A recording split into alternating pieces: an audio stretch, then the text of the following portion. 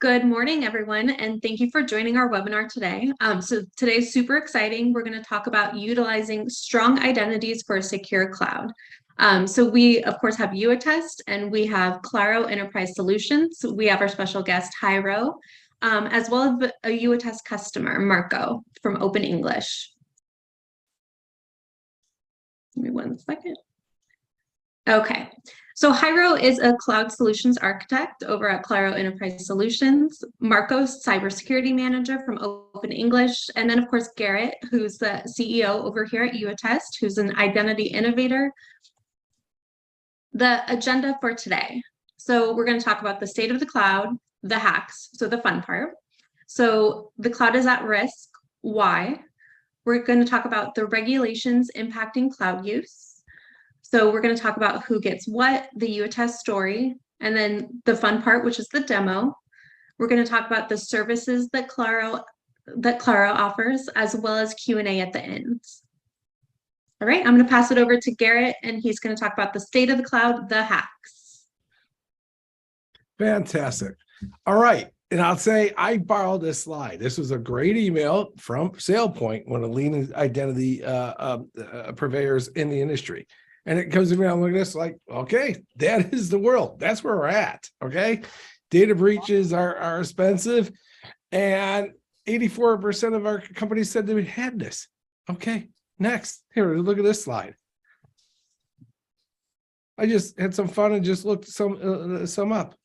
These are all data breaches all across the industries. I mean, you can look at your industry, whether you're in healthcare, whether you're in finance, whether you're in government, whether you're in services, where the absolutely government of Costa Rica, we are being hacked. We are being hacked. And how are we being hacked? Take it away, Ashley. We're being hacked by our credentials. We're being hacked by our identities. And there is no question this is going to get worse. I once upon a time worked at Cisco, when everything was L2, L4. I mean, we could all say what we want to say, but you could really lock down a network. You really can. Okay. The problem is that's not what the world needs. What the world needs is rapid deployment. It needs immediate JML, join, move, leave. We've got to be able to have it. We don't have time to wait for IT to give me an IPsec VPN. We have to move at the speed of the light now, and the speed of the light is cloud. Big fan of the cloud because it makes us move faster. The problem is the real security in the cloud is the identity. The identity is the beginning and the end of security, and how are we doing on that? We're not doing so good, okay? You can go down and look at this and the deck will be available. But the most relevant out of this was a report done by Palo Alto Unit 42. It said straight out, 99% of cloud permissions are overly permissive. That's 99%. They did some amazing surveys, something like 18,000 enterprises, okay? So we don't have to go back in the slide, but why are we being hacked? Why are we all this? Because it's very, very easy to provision a user, and it's very easy to give them access. It's not so easy to go back and say, wow, what did we give access to? Maybe we need to govern that, but don't want to give too much away. That's my opening. Take it away. All right, so thanks, Garrett. Now we're going to pass it over to Jairo, and he's going to talk about why the cloud is at risk. Thank you, Ashley. All right, before I start, well, my name is Jairo Sarmiento. I'm a cloud solutions architect for Claro Enterprise Solutions, like Ashley mentioned. But at the same time, I have worked for other companies, vendors for cloud solutions for like governance and cybersecurity, backup, migration, etc., and also for DLP and NDLP companies. So when I got to this environment of cloud, one of the things that I heard from customers is, over the messages that they came across, was why are we securing ourselves in the cloud? It should be secure. And I think there are a lot of customers that are like under the impression, right, that the cloud is in the sky, right? It's out there and it's invincible, and it's nothing's going to happen to those who are in the cloud. Well, the reality is different, right? The reality is that is here in the ground, and then it's a series of, like, as you know, like different hardwares, or the different hardware that we have in different locations. Therefore, and it also is accessible from the internet. So therefore, is, you know, it's at risk. We can actually access it, and we have the ability to break it if they let us. There are different risks, right? Security risks, you know, when cloud data is stored on remote servers, that actually increase the risk of data breaches, unauthorized access, and also hacking. Compliance risks, like you know, there are certain providers that don't comply with relevant regulations, like laws, and also industry standards such as PCI, PHI, HIPAA, GDPR in Europe, you know, FINRA, etc. Right? Data privacy risks, you know, like cloud data might be subject to surveillance or misuse by third-party entities, and also what we call vendor lock-in risks. You know, moving from one provider to another provider is actually a difficult thing to do. It's time-consuming and also expensive. I think one of the biggest risk here is the privacy. Right? When data is stored outside of the company's physical location, like there are certain like inherent risks that are involved, like the remote and unauthorized access that Garrett was mentioning. You know, the customer should have the right to know the network administrators, the people who have control over data, and sometimes we don't have control over those. You know, the other thing that we need to have in consideration is the data recovery and investigation, the ability to be able to back up that data. Right, in the event that something bad happens, you know, that something crashes, we should have the ability to recover from that. Also, going back to the compliance and industry standards, you know, since cloud computing is relatively new, I'm talking about 20 years, 15 years, still like new to a lot of people.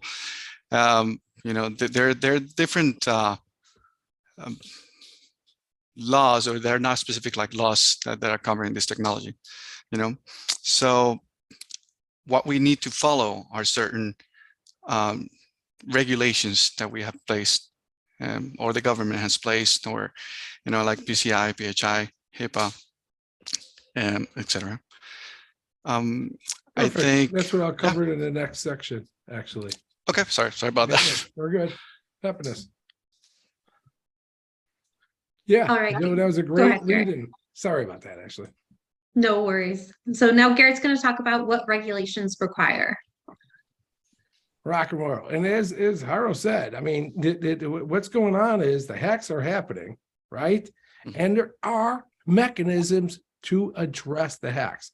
No one's saying on this call, not Jairo, not Marco, not myself, not Kashif, that everything can be solved, but there are practices and procedures that can mitigate lots of these hacks and make us more secure. And these are quantified in the guidances. Next. HIPAA, high trust, SOC 2, SOX, the ISO, PCI DSS, CMMC, lots of talk about CMMC. Okay, let's say all these, and these all relate to the various industries. I can, you know, knock those off. HIPAA, high trust, healthcare industries, a lot of that, SOC 2, mostly companies that are doing SaaS applications, but it's not restricted to. SOX is all about, you know, your publicly traded one. ISO, a great standard used by international companies. PCI DSS, basically the leader in guidances created not by governments. That was when the TJ Maxx hack happened 20 years ago. People said we've got to have a industry standards, and now CMMC for CUI, basically another word for data we want to protect. The relevance of these is they're all based on best practices issued by standard bodies. Most of them follow and can be mapped to NIST 853 Rev 5 from the US government, though a lot of these borrow from other frameworks. And the frameworks spell out exactly as Jairo says. There's stuff about data storage. There's stuff about data handling. In this call, we're going to focus on the governance around identity and identity attestation, which is covered under the principle of identity governance. Next. All right, so now if Garrett, you could talk about the focus. So IGA and how it relates to identity, security, and compliance. Right. Okay, so let's take our brains a little bit back. Enough of us have all walked the halls at RSA or a Gartner show and all this, and and we're okay. Governance. What is governance? Governance is truly one of the least understood domains in IT, let alone IT security. I built a product from scratch called SecureAuth, and I did that for 9.5 years, two-factor IDP, first one in the world. Never put a line of governance in it because I just simply didn't understand.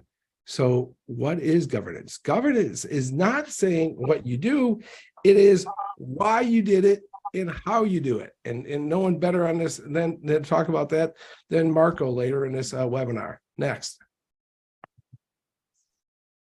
And it's usually broke down in two categories. And this is where people tactily get lost, okay?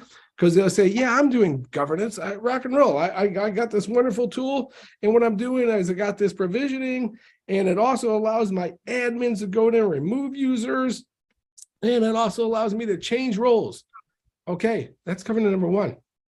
That's in identity lifecycle management, user provisioning, rock and roll. Good job. That's very important. It's not access governance. That's the second part. Keep going. And I gave this to Isa a presentation a while ago, and I go, so we're doing identity lifecycle management. What's important to know, and I'll name some companies, is it's been dominated by great companies like SailPoint and the others, but now the IAMs like Okta in a good way, and even Microsoft, but Forge rocking those guys, and Ping and Jump Cloud have a lot of this built in that you can provision to their tool. Why wouldn't they want you? They're an IDaaS. They want you to bring in identity. What is not covered is next. And this goes back to security in the cloud. Access certification. What did I say in the beginning? 99% of the identities in the cloud are overly permissive. It's why we're being hacked.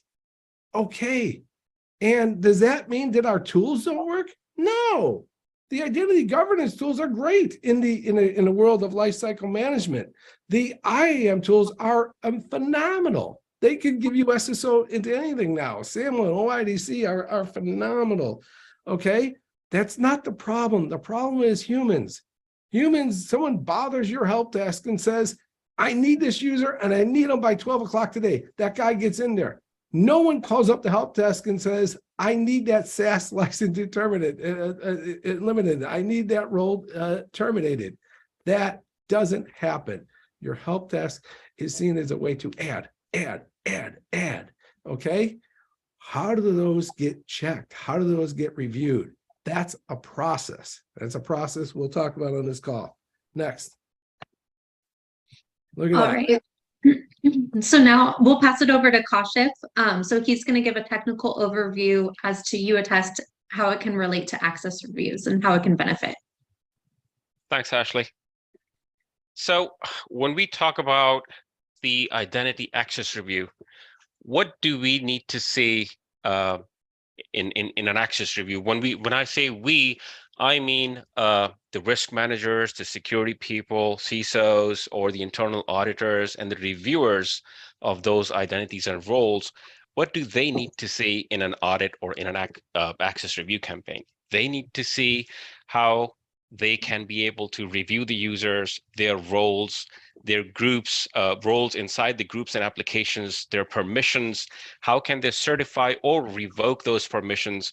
Or more importantly, as a risk manager, how can they delegate those users and campaigns out to the relevant people who are maybe they are the managers these users or identities report to, or they are the application or group owners. How can they delegate to those individuals so they can go ahead and do the attestation for all those permissions and accesses?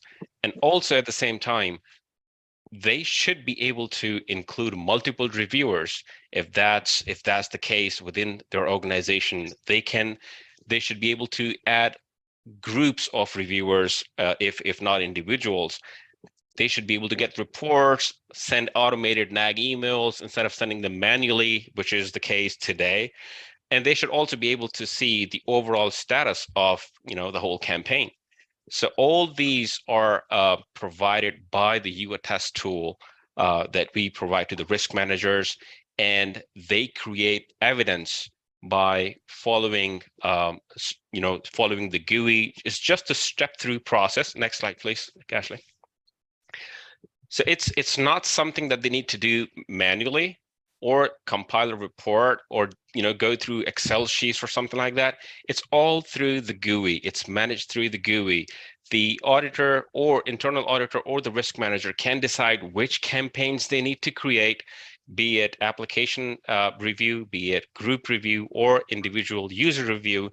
And also at the same time, when those are assigned to the reviewers, they are able to then certify, delegate, or revoke those privileges as needed. So nothing is outside the GUI. It's the whole process that the GUI lets you click through all the options, and you can carry on with your day job within a few minutes. Great. And that's what we'll show everyone in the Kashif and Ashley demo. Okay. Perfect. So we're going to step through how this works. How do we take your cloud and validate the identities? Rock and roll. Go for it. There you go. Very important. Like I said, the IAMs of today are fantastic. They really are. The Azure AD, the Okta, now Jump Cloud, and the others are just great tools. They have not only they secure everything, they also have the two-factor built in. They've got the logging in there. They got the SSO. They are great tools. Okay, not so great when it comes to governance. So watch what I'm doing. The second part. Watch what YouAttest does. We do an SSO connection. Okay, that is imperative. This is how every IGA tool should be evaluated, which is, can the IGA tool take the data as it is, or does it have to recreate? Does it have to always sync? Watch how this product works. Does an SSO connection, which gets me the data, but then also what it does is it allows you to do an access review by pushing out and having the people perform single sign-on. Watch in the demo the interaction between Ashley and Kashif, okay? Because, okay, and I should say, the YouAttest also then allows you to take in data outside those IAMs, because most of you don't have everything synced up into your Azure AD or your Okta or the others. So we allow you to do that. And that's not a throwaway. We have customers doing 65 megabytes of data that way. Next, this is where it gets interesting. In the demo, you'll watch, Kashif will play the risk manager. He's going to be the one that says, I have to determine whether the roles that are granted are valid. But guess what? Like I said, NIST 853, look up PRAC-1, right? Pretty much states that the people doing the reviews, right, shouldn't be the ones who are doing the bit twiddling. No, they have to be the actual managers. Okay, so watch what YouAttest does. Next, it delegates and auto-delegates out to the reviewers, the managers, the group owners, the application owners, whatever you want. It could be 4-tier of these. And they get a Slack message or an email message that says, this is your quantifiable amount that you have to review.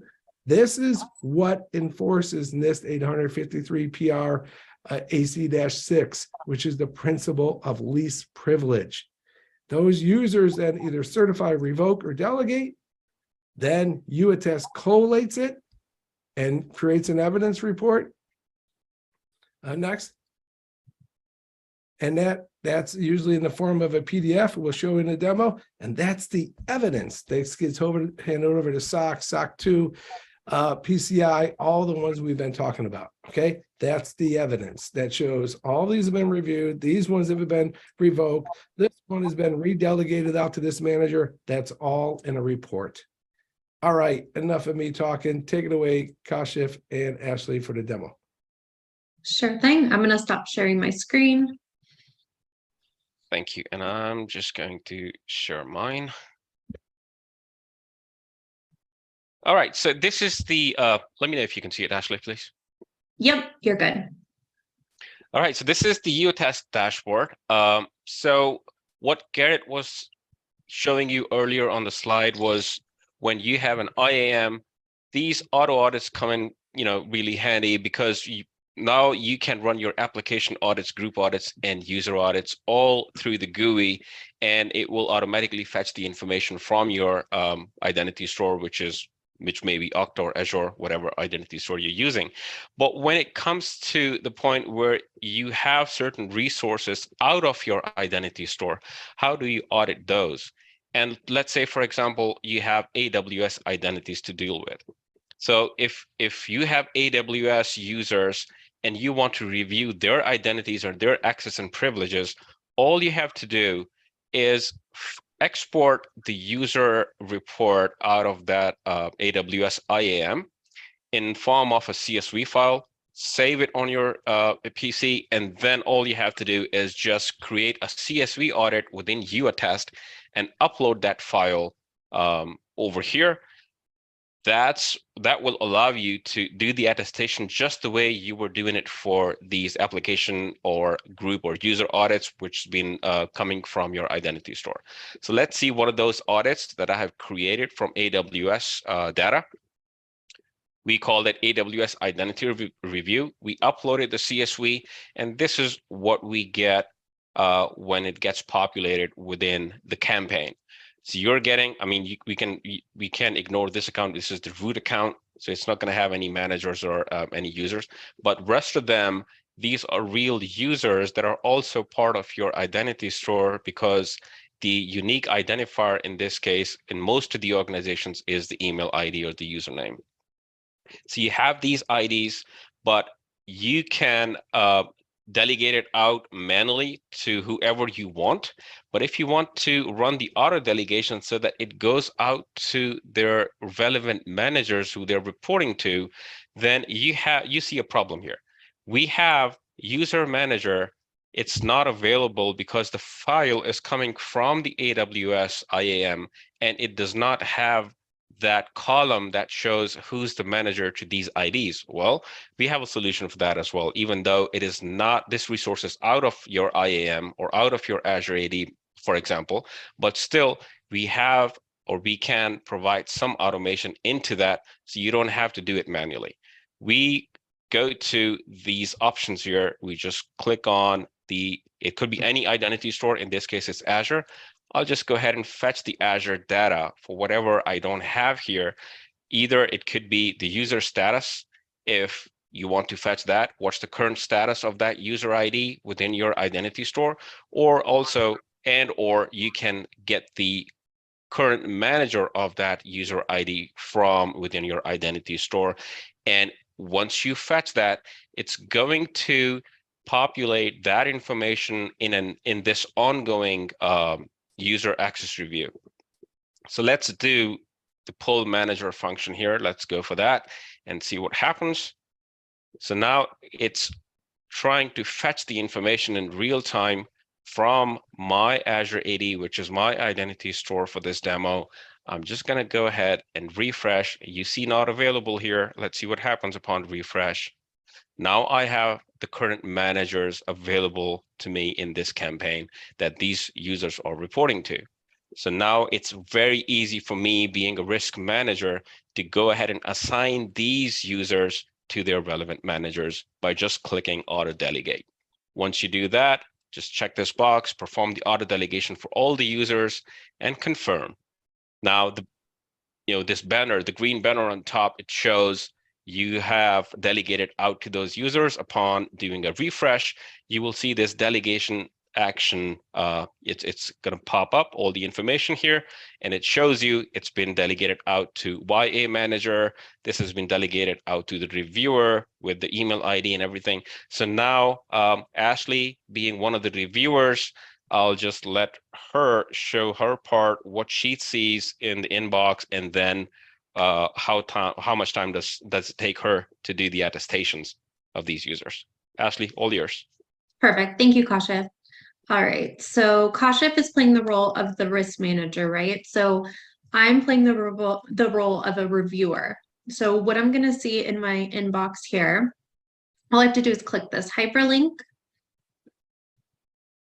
So Kashif as a risk manager sees everything, right? So he sees everything happening in the organization. I don't need to see all of that. I only need to see the few employees that report to me. So in this case, I have Mark Gibson, I have Cher, and I have Randy that actually report to me. So if I scroll over here, what I can do is I can view details and attest. So what this is going to show is this is going to show the actual roles. So this is just a demo. So this is just showing one role. However, like one of my clients has 850,000 roles. So this can obviously add up. I can just check this box to certify everything. Or the other thing that I'd like to show you is, let's say Kashif, the risk manager, actually delegated me Mark Gibson. He actually reports over to Garrett. So I can delegate over to Garrett. So I have that capability. So for purposes of this demo, let me scroll over here and I'm just going to click this box and I'm going to certify everyone.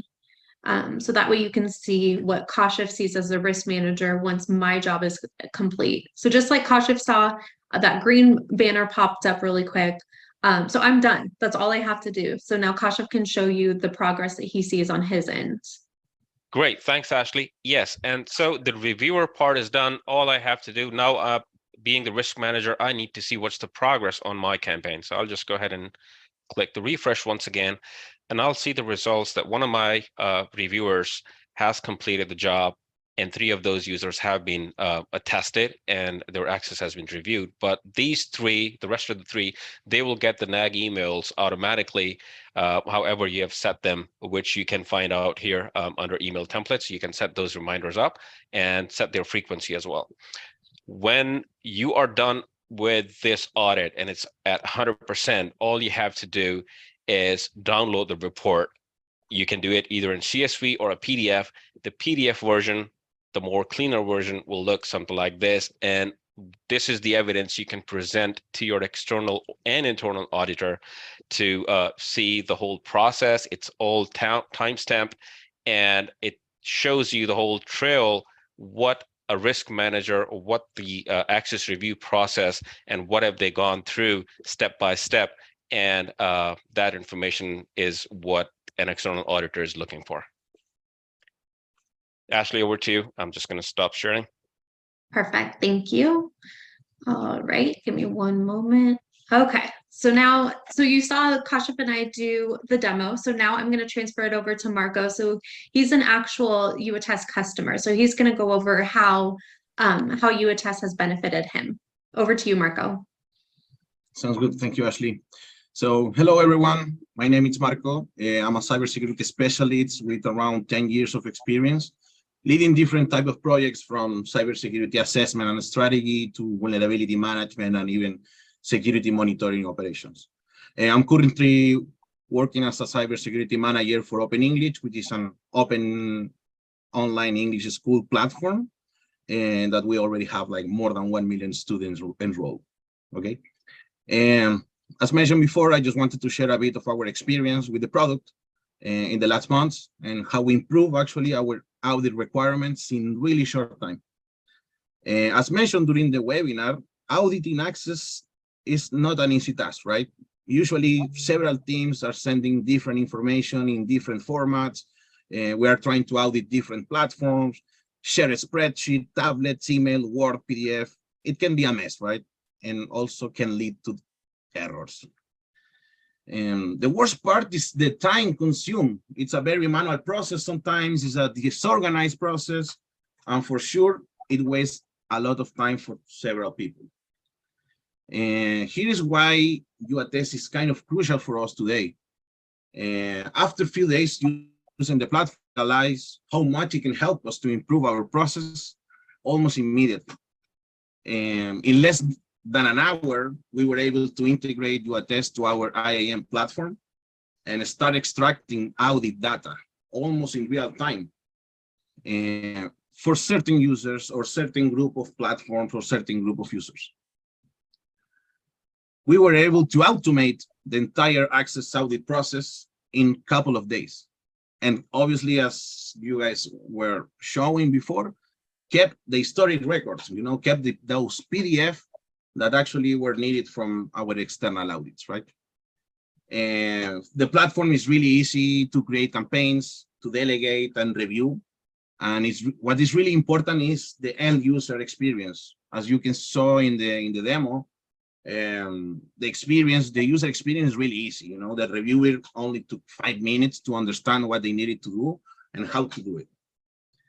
One of the capabilities that I really like is the one that Kashif was mentioning at the end about the email template. So I'm one of those people that like to follow up. Basically, I like to bother people. So the capability to set up those reminders for the reviewer, it's really good, because it's also put some pressure on the user to actually complete the audit, with messages like, you have 30 days to complete the audit, or please complete the audit today because we're past due, right? So the entire experience with the product has been great. It has been very helpful also for our security investigations.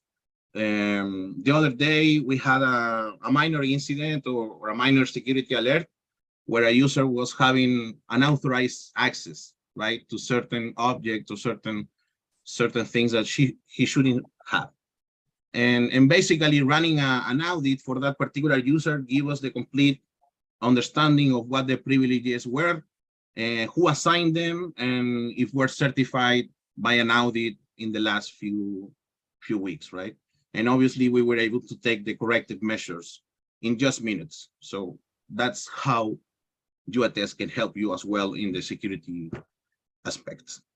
Last but not least, the team has been awesome. We have these quarter reviews with Ashley, Garrett, and Kashif. So we review the product, we review the new features, we review the new releases, and most of the time are just added value to the platform, making it easier to integrate, or even making it easier for the reviewer to actually perform their task. So that's kind of our experience with YouAttest and how we have been improving our processes for audits. Perfect. Thank you, Marco. So now we're going to transition over to Jairo, and he's going to talk about the Claro Cloud. Thank you, Ashley. No problem. Thank you. Well, I want to give you guys a little bit of background of what we are. Claro is actually, Claro Enterprise Solutions is a subsidiary of American Mobile, which is basically a New York Stock Exchange company, and also one of the largest telecom companies in Latin America, and with a large footprint in Eastern Europe, and now penetrating the US market. Basically, we started with connectivity solutions at the beginning, and we grew to add different services like cloud, and also cybersecurity solutions in the last few years. Now we, as you can see here, we have multiple data centers, and around 11 data centers in Latin America and Central America, and also in Miami, in Dallas as well. Right, we have a federated cloud infrastructure that stands across the US and also the Caribbean. We are currently a VMware partner in one of their premier solutions providers, and this is basically we provide services in Spanish, English, and also in Portuguese, right? One of the things, if we go to the next one, Ashley, a little bit. Yeah.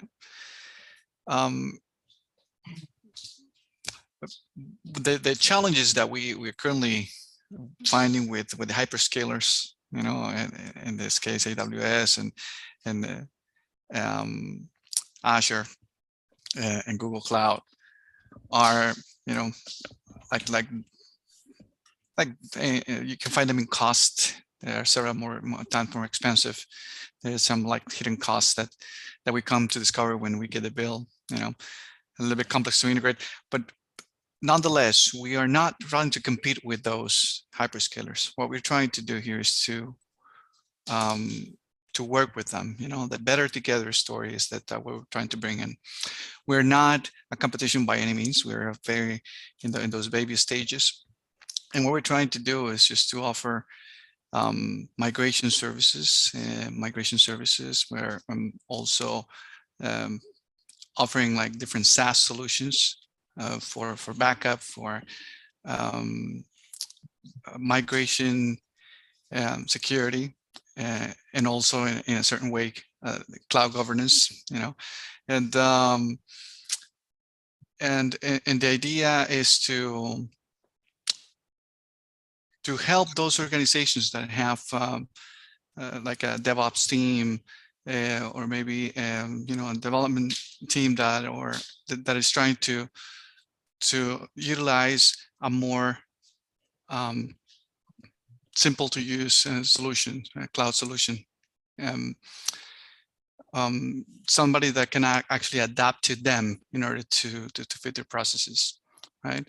And also that provides them with more support options different than the generic ones that we get from all the different providers, right? To lower like that complexity of integration that we have, and also to have like the ability to work in a hybrid environment as well. So that's what we're trying to offer here with the Claro Cloud. That's the way we're penetrating the market and trying to show ourselves, to position ourselves in the US market, you know, by like providing a consistent and secure experience. You know, we offer like legacy workloads such as I mentioned, migration, and also Kubernetes container development. We going to the next one. Thank you so much. You know, one of the highlights of working with this VMware environment that we work with is that we're going to be able to enable the research and development teams and also the DevOps teams to access like the most common images in tools that DevOps teams require, such as like say Node.js and Python for programming languages for coding, version control applications like GitLab, you know, with DevOps workflows and already built in, and also like automation, you know, products like or production apps like let's say Drupal, Joomla, you know, that will enable you to also develop your own websites. That's yeah, that's one of the things. And the way we offer it, this infrastructure as a service, is on demand. You know, where you basically pay what you use when you use it. You get an hourly pricing for virtual CPUs and virtual RAM, and also resource pool when you have the potential of using, you know, any computing resources. If you need them, you're going to have them available. You're going to be able to have a pool of allocated virtual CPU and also virtual RAM resources. Things that we're going to bring that we are working on at this moment. We're working on integration with Commvault for our backup, the backup of different VMs. Also an offering of high-speed migration services. I think the ability that we have to leverage our connectivity experience, not only Latin America but also North America, we're just going to enable us to be able to offer that product, not only the migration part, but also provide the infrastructure with the highest speed connections such as MPLS, for example. Yeah, so that's pretty much what we are offering at this moment. Of course, this is kind of like a very short overview of what we are offering. Perfect. Thank you so much, Jairo. So now let's move on to the Q&A. I'm going to stop sharing for a second. All right. Give me 1 second, please. Okay, good deal. And yeah, Q&A was coming in all along. So it actually correlates them. That's why this, and just read the questions, Ashley, and then guess which one of us should take it. All right, sounds good. Okay, so this question I'm gonna tag over to Marco. So who reviewed the evidence that YouAttest created for your audits? Was it just internal auditors, or was there an external auditor as well? No, the evidence was more likely for our external audits, and was one of these financial external audit for SOX controls, typical for our finance-related critical platforms, and also for PCI, which also has our cloud infrastructure involved because PCI is full. Perfect. So Kashif, so you showed a static audit. So is there a way to compare audits over a period of time? Yes.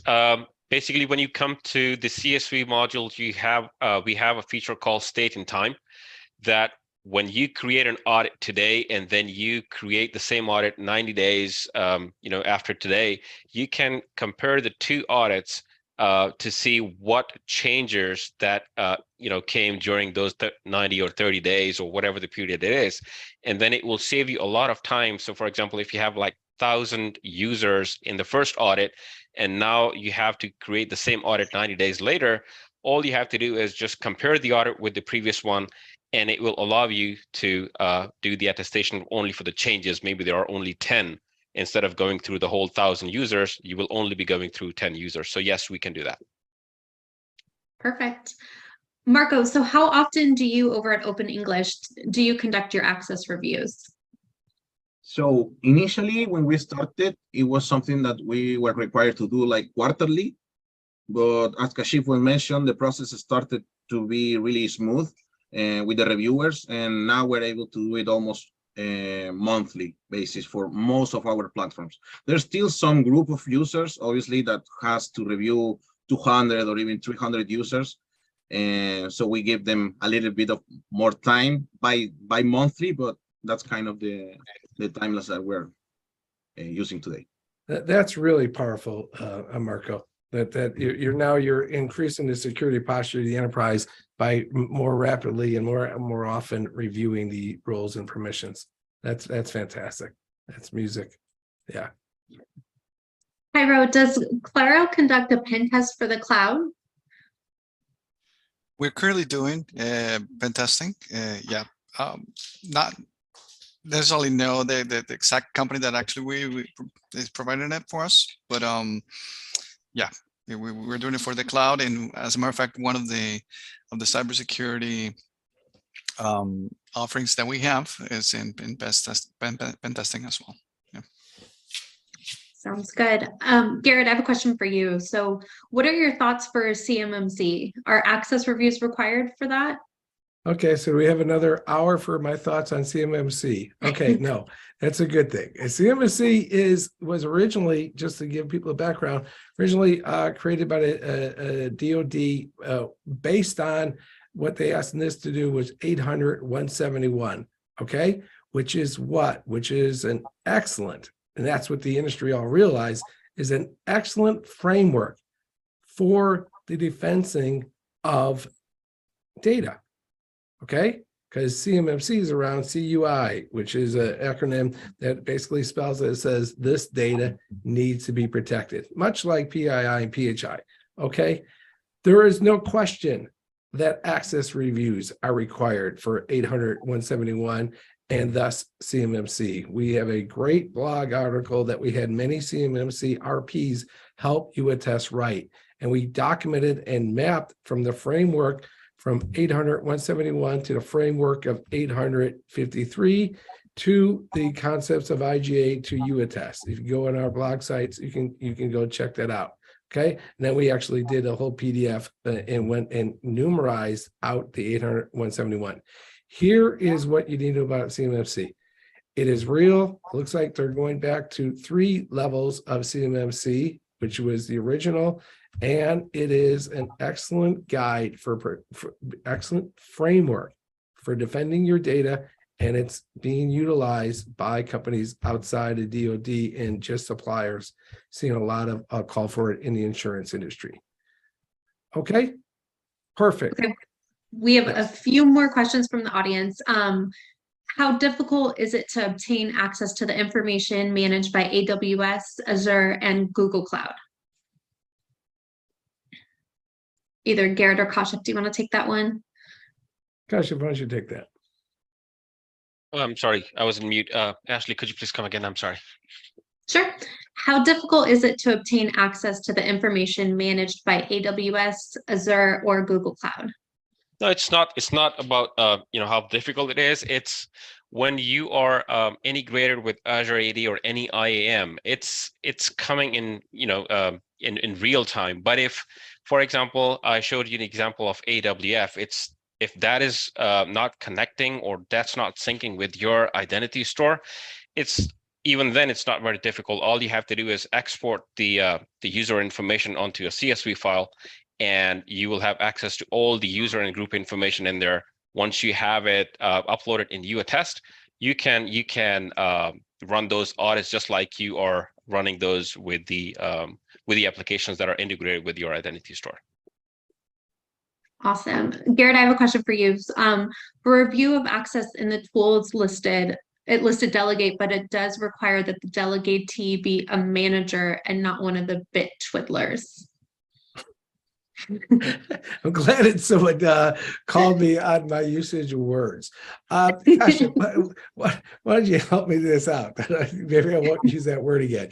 The concept is delegate out to who you wish, right? And what's really cool about the product is we work with wonderful people like Marco, and it actually runs these QBRs that say, hey, you guys have to have this feature. A recent feature we just put in said that the reviewers can either be a manager of that user, or they can also be the application owner. What's also relevant is it could be a group. It can literally be a group of users where you can or who gets reviewed, okay? So with those concepts of possibilities, there's no question you can throw some bit twiddlers in there. And what I meant by bit twiddlers, I'm going to use my English better, I mean, there is a real review is a business review of saying, do these people have the rights and permissions to do these roles? There's nothing wrong with the Okta, Azure AD, Jump Cloud, AWS admin, but that is not, and when it comes to an audit, not the best person to say those roles are permissive. That is the person to execute it. The product was designed. It was literally designed by us taking an external auditor, right? And then an IT director, and then listening to the process, the workflow they went through to do an access review. And that auditor was strict and said, listen, IT director, that's wonderful that you had the Okta admin, create this report, but that needs to be sent out. That needs to be sent out to people who actually can say, yes, that person still needs this role. Okay. Okay, I think that's all that we have for today. So I just wanted to thank Marco, obviously, for being a valued YouAttest customer, but also for presenting on this webinar, as well as Jairo from Claro. You can go ahead and reach out to us. The information's on the screen, info@youattest.com. And also, if you have something for Jairo, I can go ahead and send it over to him as well. So thank you, everyone, and I hope everyone has a great day. Fantastic. Thanks, Marco. Thanks, Thanks, Jairo. everyone. Thank you, Jairo. Thank you, Ashley.